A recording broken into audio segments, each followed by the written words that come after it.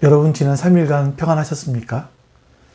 어제 오늘 비가 참 많이 내리고 있습니다. 이런 날씨 속에서 건강 조심하시고요.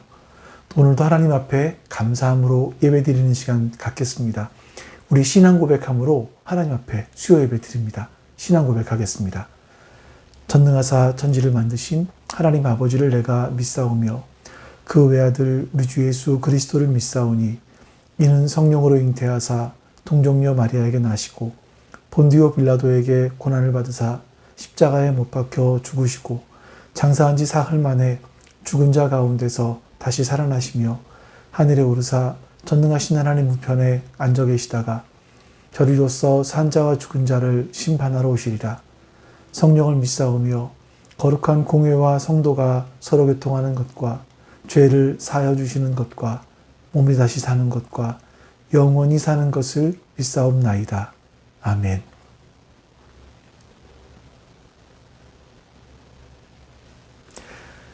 여러분, 오늘도 우리 변함없는 하나님을 같이 찬송하겠습니다.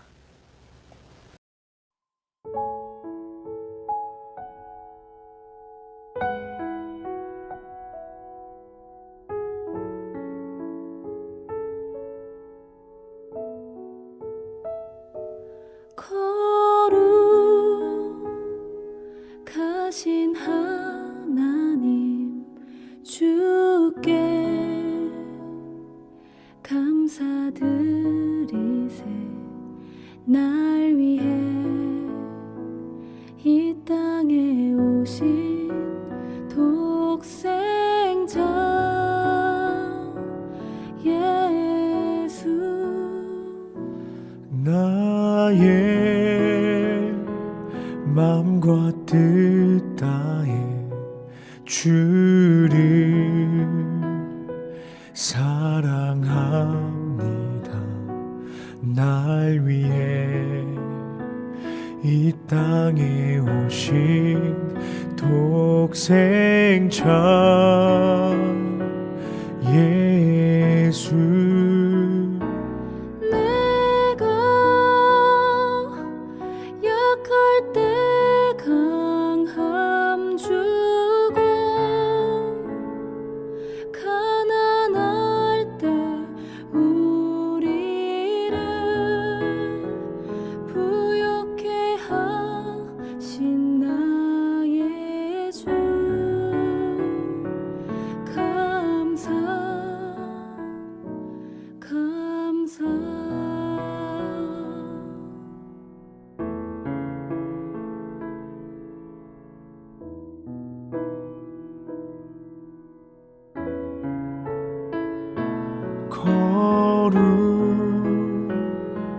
거룩하신 하나님 주께 감사드리세. 날 위해 이 땅에 오신 독생자 예수. 나의 마음과 뜻 다해 주를 사랑합니다. 날 위해 이 땅에 오신 독생자 예수. 내가 약할 때 강함 주고 가난할 때 우리를 부욕해 하신 나의 주. 감사. 내가 약할 때 강함 주고 가난할 때 우리를 부욕해 하신 나의 주. 감사.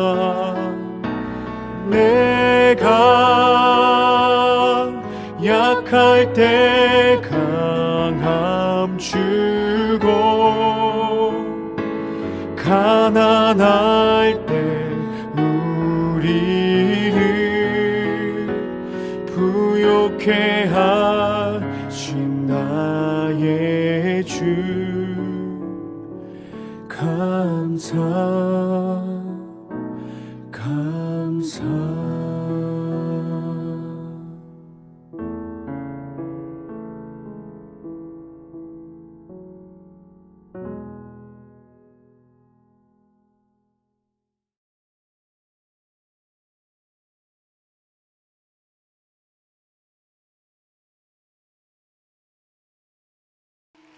나의 영원하신 기업 생명보다 귀하다. 나의 갈 길 다가도록 나와 동행하소서. 주께로 가까이 주께로 가보니 나의 갈 길 다가도록 나와 동행하소서. 세상 부귀 아니함과 모든 명예 버리고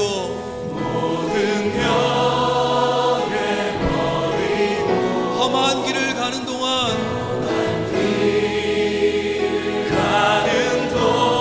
나와 동행하소서. 주께로 가까이 주께로 가보니 나의 갈 길 다가도록 나와 동행하소서. 어두운 골짜기 지나가며 험한 바다 건너서 천국문에 이르도록 나와 동행하소서.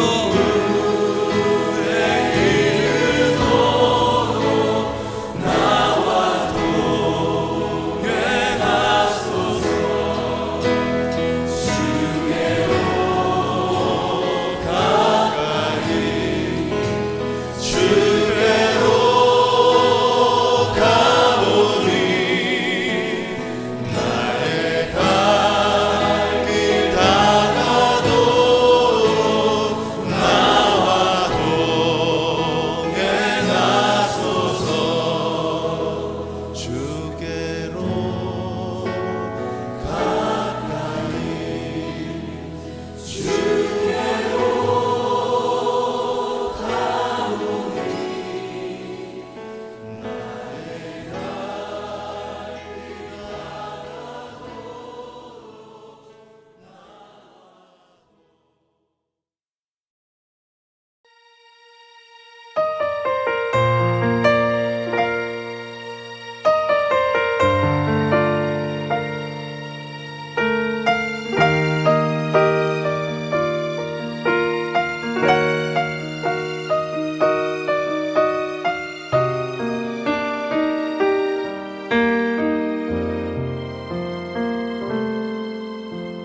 주님 다시 오실 때까지 나는 이 길을 가리라.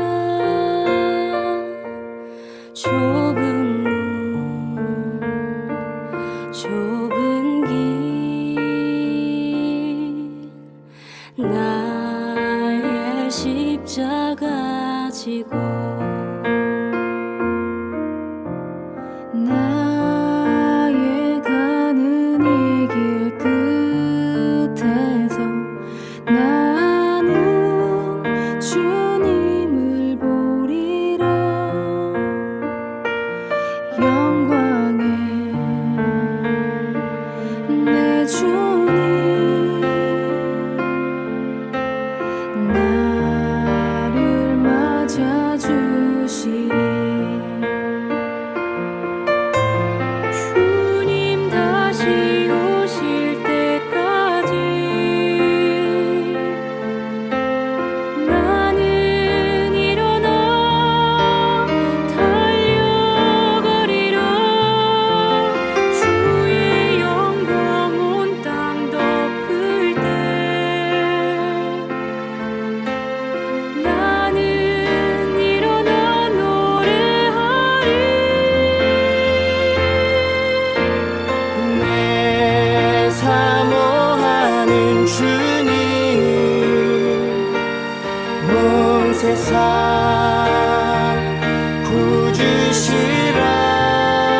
구주시라 내 사모하는 주님 영광의 왕이시라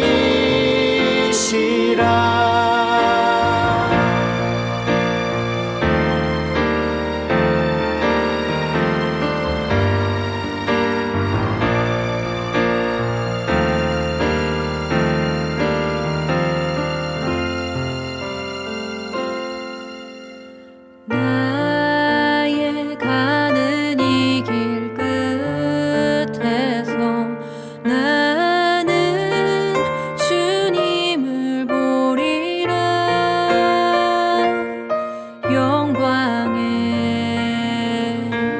내 주님 나를 맞아주시니 주님 다시 오실 때까지 나는 일어나 달려가리라 주의 영광 온 땅 덮을 때 나는 일어나 노래하리 내 사모하는 주님 온 세상 구주시라 내 사모하는 주님 영광의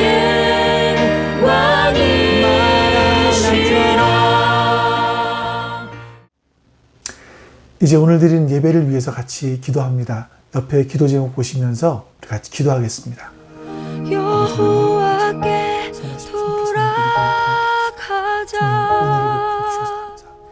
우린 돌아서도 그는 변치 않네 여호와께 돌아가자 우린 넘어져도 그 사랑 영원하네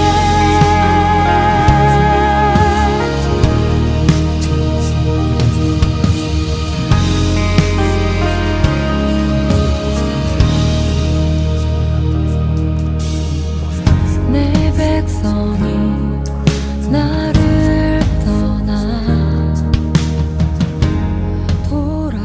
돌아섰지만 참 좋으신 주님 감사합니다. 오늘도 우리 하나님을 예배할 수 있도록 은혜 베풀어 주셔서 감사합니다. 하나님, 예배하는 자가 다 영과 진리로 예배하라 하셨사오니 하나님, 우리가 오늘도 성령을 의지하여서 그리고 진리이신 예수님을 의지하여서 예배할 수 있도록 도와주시옵소서. 감사드리며 우리 주 예수 그리스도의 이름으로 기도하옵나이다. 아멘.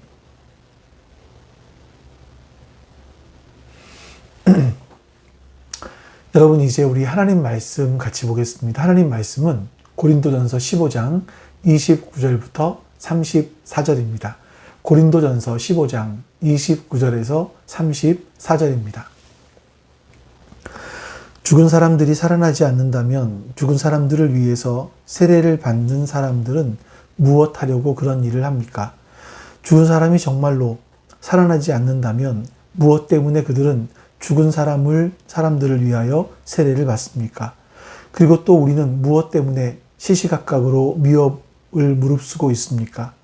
형제자매 여러분, 나는 감히 단언합니다. 나는 날마다 죽습니다.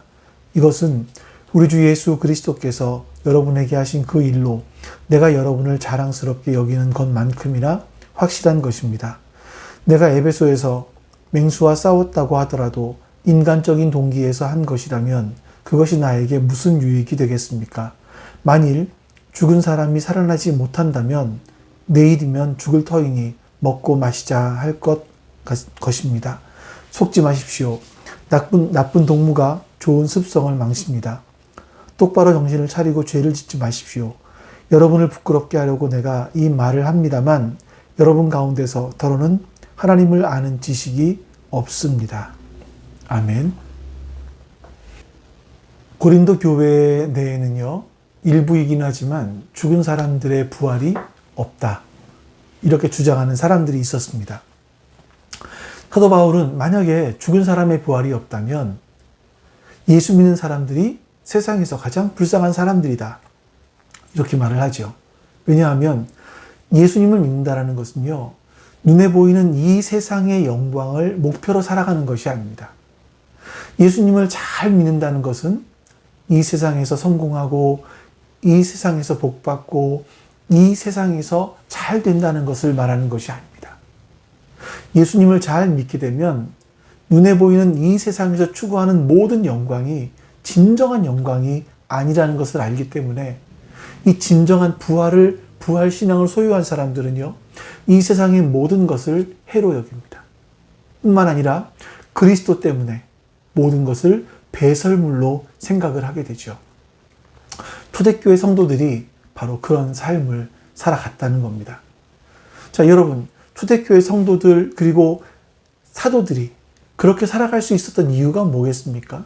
그건 이 눈에 보이는 세상을 쫓아가지 않고 하나님의 약속을 따라 우리 주님의 부활의 세계를 소망하며 살았기 때문입니다. 즉, 영원한 하나님의 나라를 소망하며 살았기 때문인 거죠. 그렇기 때문에 죽은 사람의 부활을 믿는 사람들은요, 이 세상에서 어떤 부끄러움을 당하더라도 별로 개의치 않습니다. 설령 이 세상에 살아가는 삶이 세상 사람들보다는 훨씬 못하다 할지라도 부끄러워하지 않습니다. 왜냐하면 우리 주님께서 이런 나 같은 사람을 구원하여 주셨기 때문에, 또 영화로운 옷으로 우리에게 입혀주실 것이기 때문에 그렇습니다. 그러나 죽은 사람의 부활이 없다면 예수님을 믿는 것 때문에 세상에서 보잘것없는 삶을, 그런 모습으로 살다가 죽었다면 그런 사람들이 세상에서 가장 불쌍한 사람들이 아니겠습니까? 또 우리가 예수님 믿는다고 하면서 실제로 예수 그리스도와 같이 부활해서 하나님 나라를 살아가는 것이 우리의 신앙의 목표가 아니라면 우린 그때는 어쩔 수 없이 이 세상의 것을 목표로 살아가게 될 것입니다. 그건 예수 그리스도 안에서 만물을 회복하시는 하나님의 심판을 안 믿는 것이기 때문에 그래요. 그리스도의 부활을 믿는다는 것은요, 그리스도 안에 있는 하나님의 심판, 만물의 회복과 바로 직결되는 것이기 때문입니다.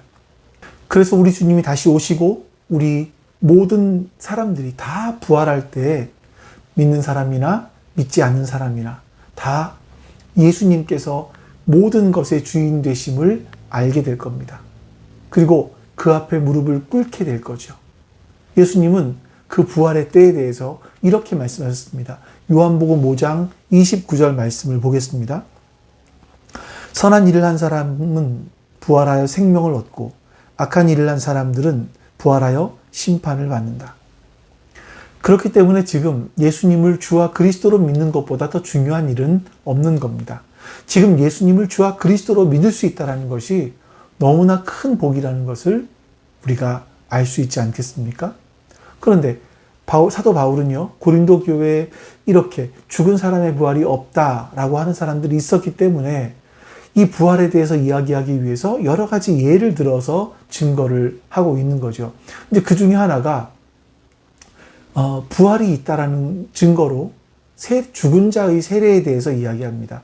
우리 고린도서 15장 29절 말씀을 볼까요? 죽은 사람들이 살아나지 않는다면 죽은 사람들을 위하여 세례를 받는 사람들은 무엇하려고 그런 일을 합니까? 죽은 사람이 정말로 살아나지 않는다면 무엇 때문에 그들은 죽은 사람들을 위하여 세례를 받습니까? 이 말씀에 대해서는요, 해석들이 여러 가지가 있습니다. 아직도 분분합니다. 의견들이. 죽은 사람들을 위해서 세례를 받았다? 사실 이런 말은 성경 여기에서밖에 안 나오거든요. 뿐만 아니라 초대교회에서 나온 문서들을 보아도 죽은 사람들을 위해서 대리로 세례를 받았다? 이런 기록들은 전혀 나오지를 않습니다. 그래서 학자들이 하는 말이 이거죠. 2000년 전 초기 기독교 시기에는요, 복음이 전파된 지가 얼마 안 되다 보니까 나는 믿게 되었는데 우리 부모님은 그 예수님을 믿지도 알지도 못하고 믿지도 못하고 죽어버린 경우들이 있게 되었다는 거죠.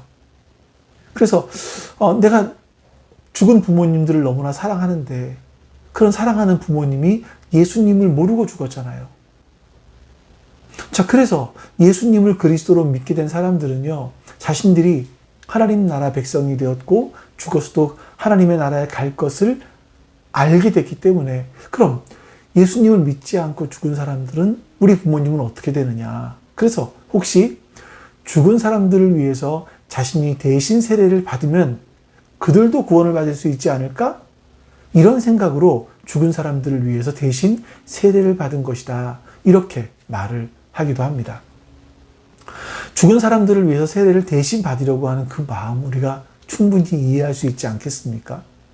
그리고 여러분도 예수님 믿지 않고 예수님을 전혀 알지도 못한 상태에서 죽은 사람들은 어떻게 됐을까?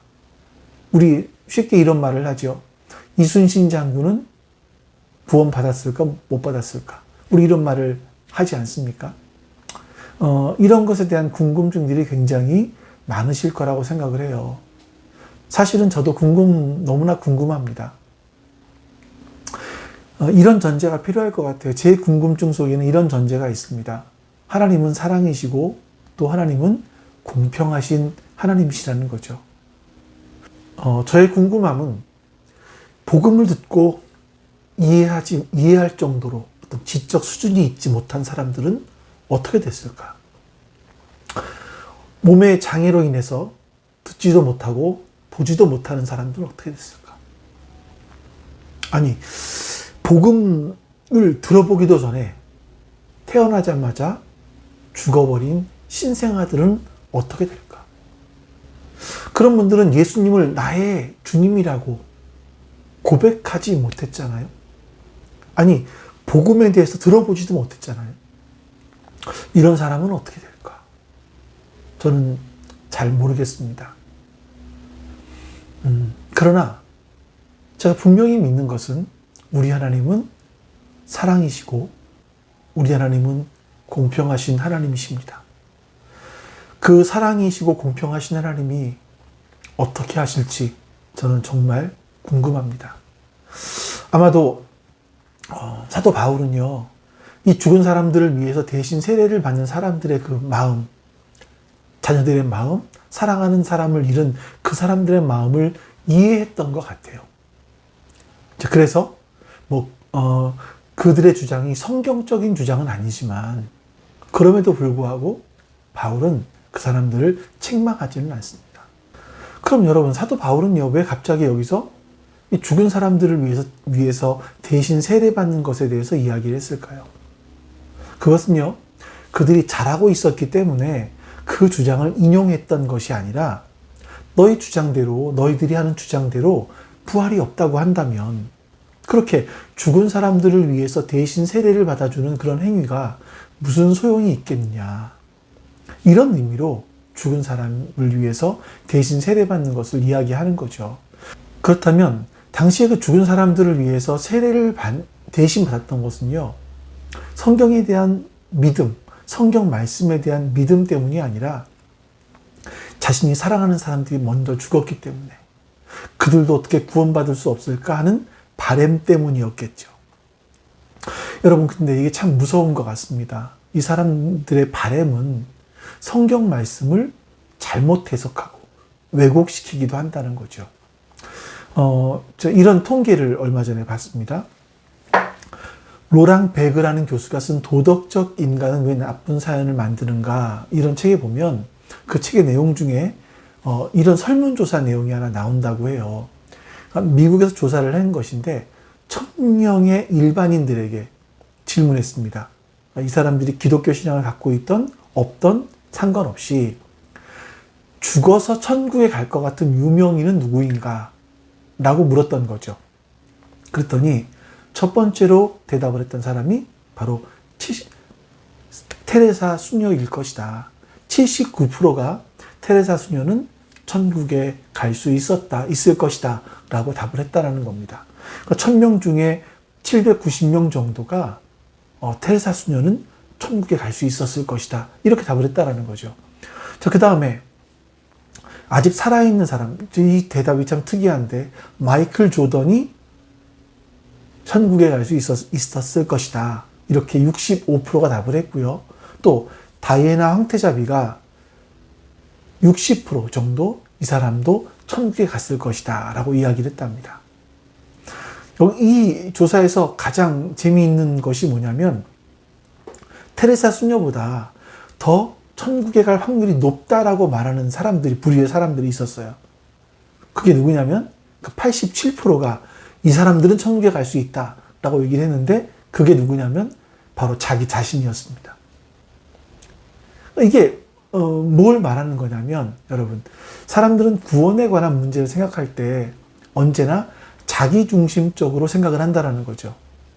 자기에게 유리한 대로 생각을 한다라는 겁니다.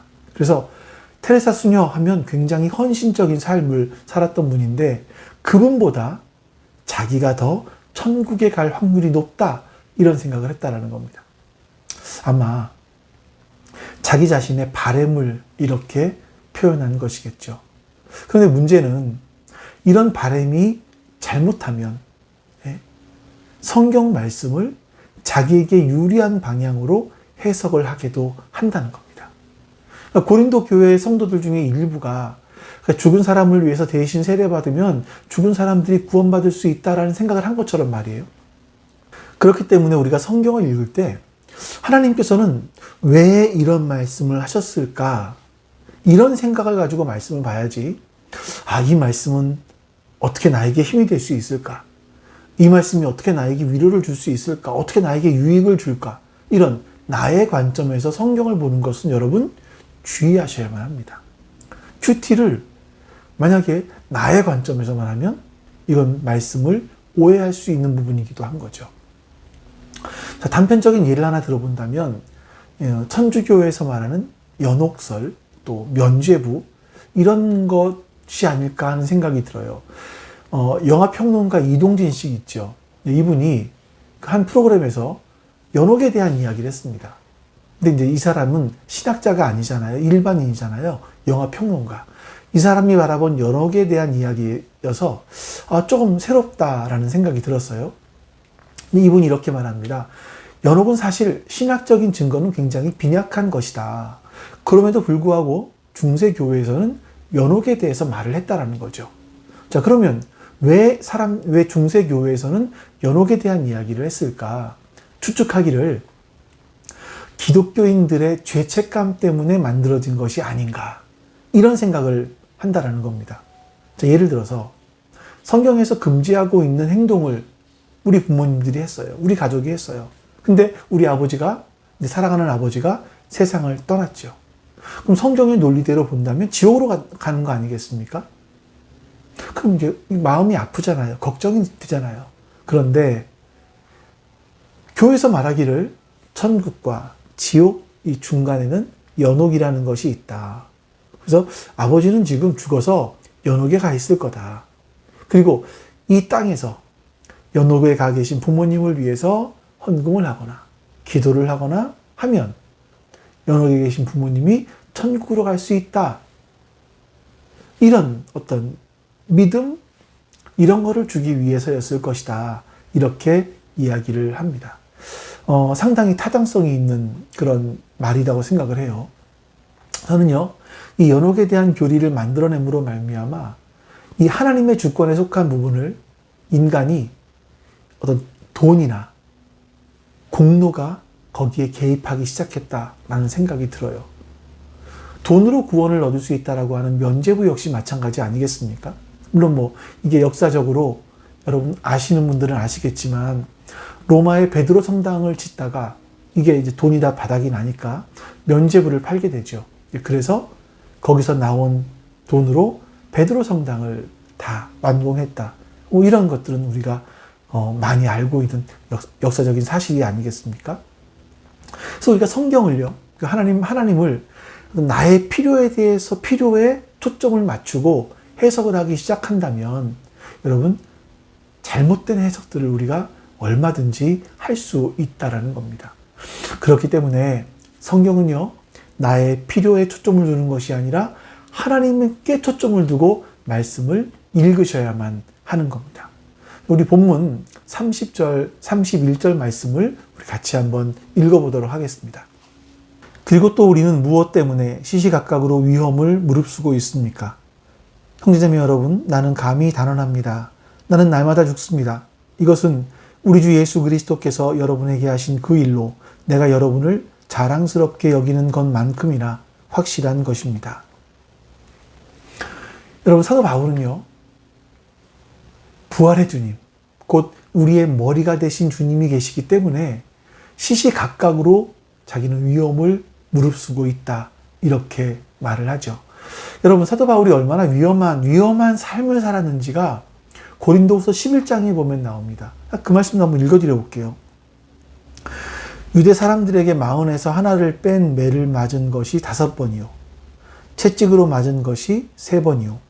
돌로 맞은 것이 1번이요. 파선을 당한 것이 3번이요. 밤낮 꼬박 하루를 망망한 바다를 떠다녔습니다.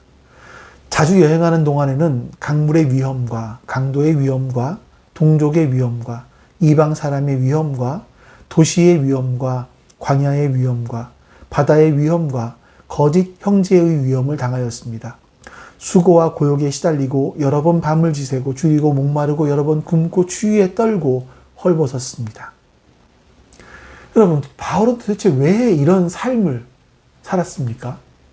그것은 부활하신 예수님을 만났기 때문입니다.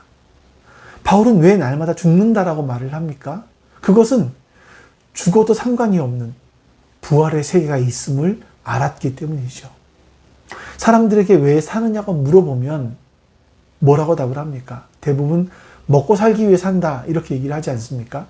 그러니까 사람들은요, 기본적으로 자기를 살리는 방향으로 움직이는 거죠. 우리가 태어나서 산다고 생각해 보니 자기를 살리는 방향이 진리인 것처럼 생각을 하며 살아가는 겁니다. 그래서 사람들이 하지 말아야 될 일을, 하지 않아야 될 일을 하고서는 궁색한 변명을 합니다. 야, 뭐 이게 다 먹고 살려고 하는 짓 아니냐? 이렇게 얘기를 하겠죠. 그래서 사람들에게 있어서 생존권이 가장 중요한 권리라고 생각을 하는 겁니다. 자, 이런 세상에서 죽는다, 끝난다, 이런 말은 하지 말아야 될 말인 거죠. 근데 여러분, 성경은 뭐라고 말씀합니까? 우리 전도서 7장 1절에서 4절 말씀을 한번 보겠습니다. 명예가 값비싼 향유보다 더 낫고 죽는 날이 태어나는 날보다 더 중요하다. 초상집에 가는 것이 잔치집에 가는 것보다 더 낫다. 살아있는 사람은 누구나 죽는다는 것을 명심하여야 한다. 슬픔이 웃음보다 나은 것은 얼굴을 어둡게 하는 근심이 마음에 유익하기 때문이다. 지혜로운 사람의 마음은 초상집에 가 있고 어리석은 사람의 마음은 잔치집에 가 있다.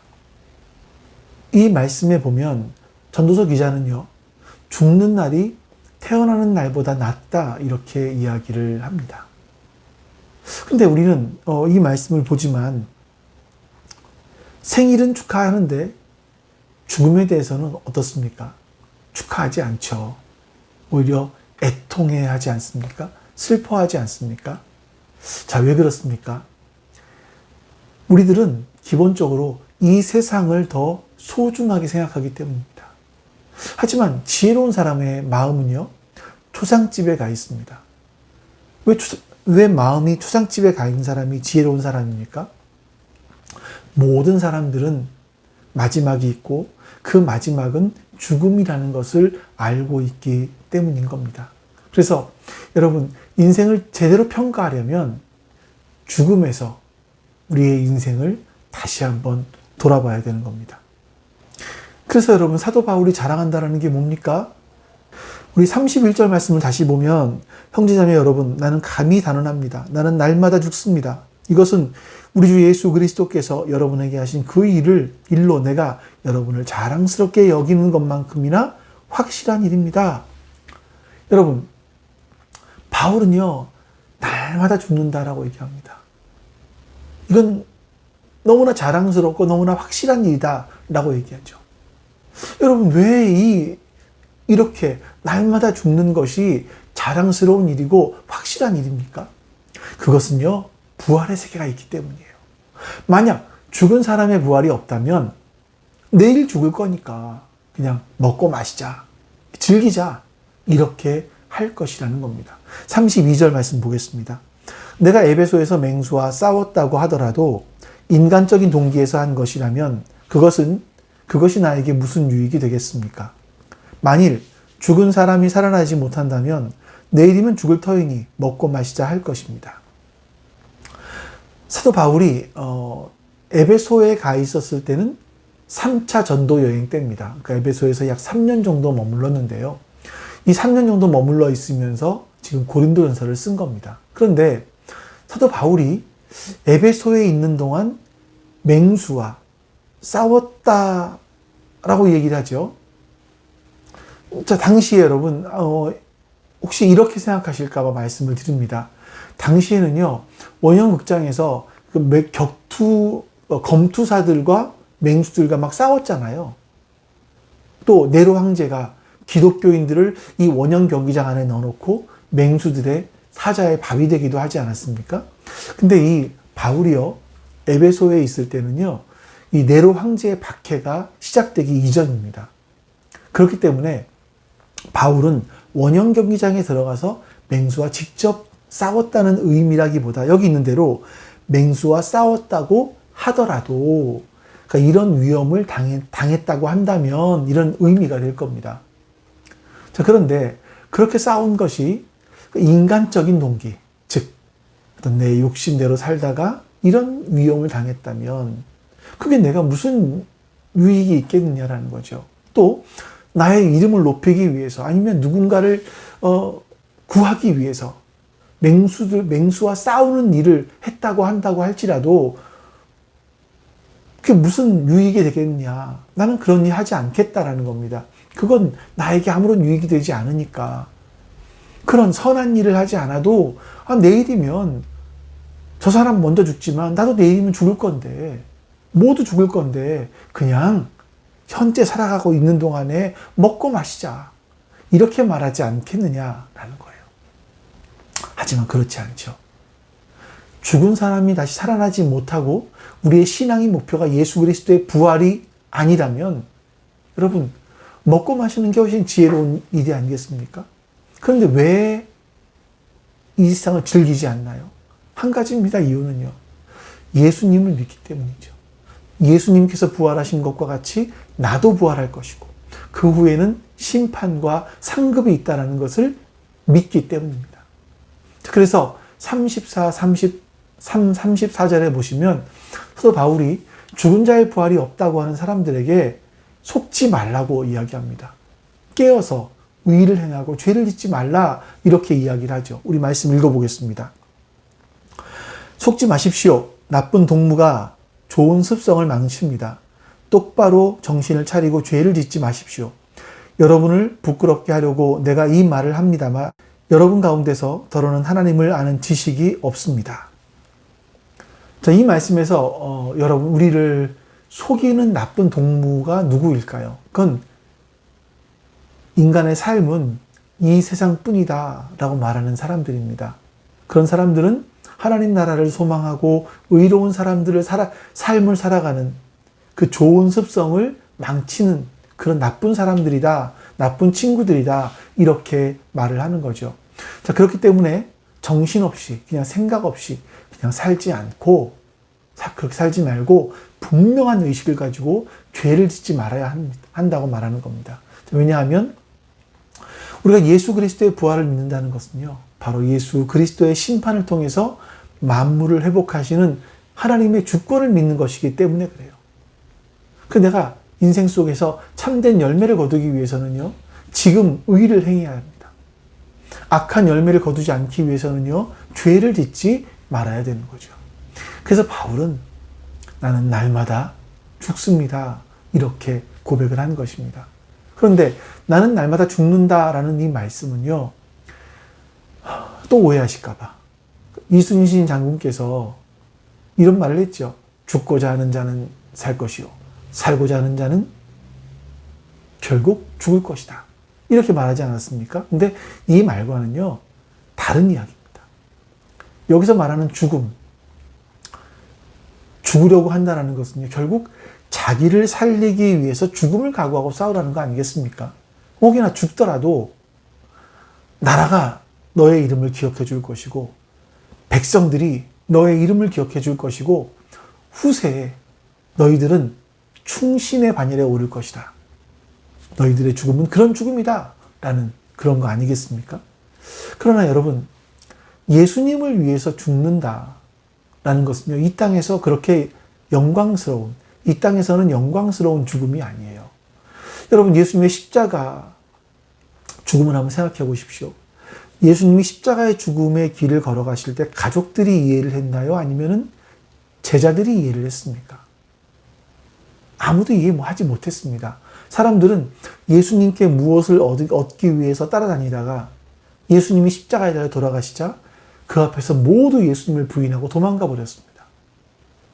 세상 사람들이 인정하지도 않는 그 예수님을 위해서 죽는다라는 것은요, 이 땅에서 결코 영광스러운 죽음은 아닌 겁니다. 우리 고린도후서 1장 8절과 9절 말씀을 볼까요? 형제자매 여러분, 우리가 아시아에서 당한 환난을 여러분이 알기를 바랍니다. 우리는 힘에 겹게 너무 짓눌려서 마침내 살 희망마저 잃을 지경에 이르렀습니다. 우리는 이미 죽음을 선고받은 몸이라고 느꼈습니다. 그렇게 된 것은 우리 자신을 의지하지 않고 죽은 사람을 살리시는 하나님을 의지하게 하기 위함이었습니다. 사도 바울은요, 이 고린도 교회 교인들에게 아시아에서 너무나 많은 환난을 힘에 겹도록 당해서 살 희망마저 잃어버린 지경이 되었고, 마치 자기는 자기의 몸은 사형 선고를 받은 것과 같이 느꼈다라고 이야기를 합니다. 그렇게 죽을 것 같은 삶을 살았다라는 거죠. 그런데 이렇게 사형 선고를 받은 사람처럼 느끼며 살게 된 건요, 자신을 의지하지 않고 죽은 사람을 살리시는 하나님을 의지하게 하기 위함이었다. 이렇게 말을 하는 겁니다. 그래서 사도 바울은 죽은 사람을 살리시는 하나님을 의지하기 위해서 나는 날마다 죽노라. 나는 날마다 죽는다. 이렇게 고백을 하며 그런 삶을 살았던 겁니다. 여러분, 잘 생각해 보십시오. 사실 죄인인 인간들이 마지막으로 가야 될 길은 예수님이 저주를 받고 죽음의 길을 걸어가셨던 바로 십자가입니다. 그 저주의 십자가는 내가 내 죄 때문에 저주를 받아야 되고 내가 죽어야 될 바로 그 자리였던 겁니다. 그 죽음의 길이었던 거죠. 여러분, 우리가 죄로 말미암아 하나님께 저주받은 인생이고 또 그 죄로 말미암아 결국 십자가에 죽는다면 아니 그 길을 걸어가는 인생들이 이 땅에서 이 세상에서 어떤 큰 자랑거리를 갖게 되었다 할지라도 이 땅에서 큰 영광을 받게 되었다 할지라도 그게 영광이 되겠습니까? 그게 자랑이 되겠습니까? 다 아무것도 아니잖아요. 헛것이잖아요. 바울이 그래서 갈라디아서 2장 20절에서 우리에게 이렇게 말하는 겁니다. 나는 그리스도와 함께 십자가에 못 박혔습니다. 이제 살고 있는 것은 내가 아닙니다. 그리스도께서 내 안에서 살고 계십니다. 내가 지금 육신 안에서 살고 있는 삶은 나를 사랑하셔서 나를 위하여 자기 몸을 내어주신 하나님의 아들을 믿는 믿음 안에서 살아가는 것입니다. 사도 바울은요, 그리스도와 함께 십자가에 못 박혔다라고 얘기를 합니다. 이제 자신이 사는 것은 자신을 위하여 사는 것이 아니라 자신 안에 계신 그리스도를 믿는 믿음으로 산다. 이렇게 말을 하죠. 이것이 주님의 부활을 믿는 사람의 삶입니다. 근데 여기서 나를 위해 살지 않고 나를 위해 살지 않는다. 이것은요, 내 의지, 내 노력으로 되는 것은 아닙니다. 우리의 본능적인 행동, 우리의 가장 기본적인 생각, 행동, 이건요, 다 자기를 위해요. 자기를 살리는 방향으로 움직여요. 이게 본능이죠. 그래서 죽고자 하면 살고, 살고자 하면 죽는다라는 말은 내가 주님을 위해서 목숨을 바쳐 살면 영생을 얻는다. 이런 말이 아니라 결국 나를 살리고자 하는 것이 목적이고 나를 살리려는 그 목적을 이루기 위해서 주님을 위해서 주님을 죽는다. 이런 것이 되기 때문입니다. 우리 마태복음 마지막으로 10장 39절 말씀을 한번 보겠습니다. 자기 목숨을 얻으려는 사람은 목숨을 잃을 것이요 나를 위하여 자기 목숨을 잃는 사람은 목숨을 얻을 것이다.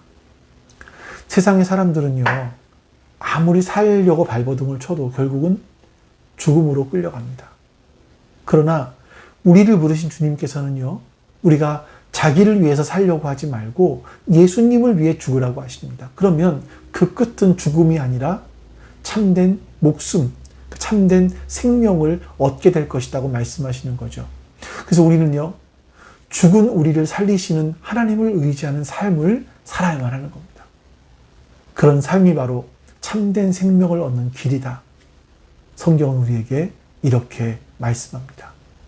우리 오늘 하나님께서 우리에게 주신 말씀을 기억하면서 우리 같이 하나님 앞에 30초 동안 머물러 있겠습니다.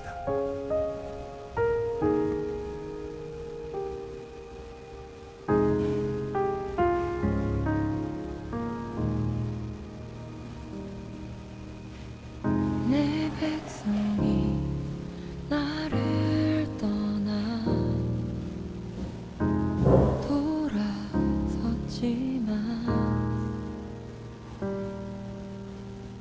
내 사랑이 내 이제 하나님께서 오늘 우리에게 주신 말씀을 기억하며 같이 기도합니다.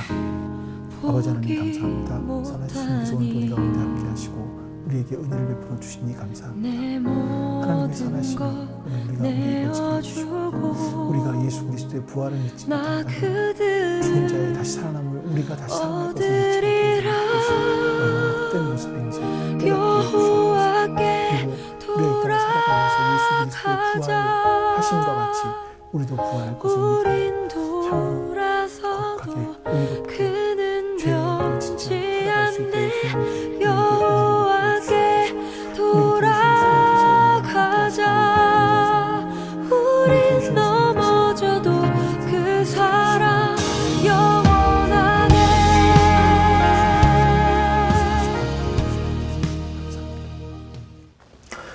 아버지 하나님 감사합니다. 오늘도 하나님 앞에 예배드릴 수 있게 하여 주시고 또한 하나님의 말씀을 경청하게 해주시니 감사합니다. 오늘도 우리에게 깨달음을 주셨사오니 그 말씀을 기억하며 살게 해주시옵소서. 감사드리며 우리 주 예수 그리스도의 이름으로 기도하옵나이다. 아멘. 하늘에 계신 우리 아버지여, 이름이 거룩히 여김을 받으시오며 나라가 임하시오며 뜻이 하늘에서 이루어진 것 같이 땅에서도 이루어지이다. 오늘 우리에게 일용할 양식을 주시옵고 우리가 우리에게 죄 지은 자를 사하여 준 것 같이 우리 죄를 사하여 주시옵고 우리를 시험에 들게 하지 마시옵고 다만 악에서 구하시옵소서. 나라와 권세와 영광이 아버지께 영원히 있사옵나이다. 아멘.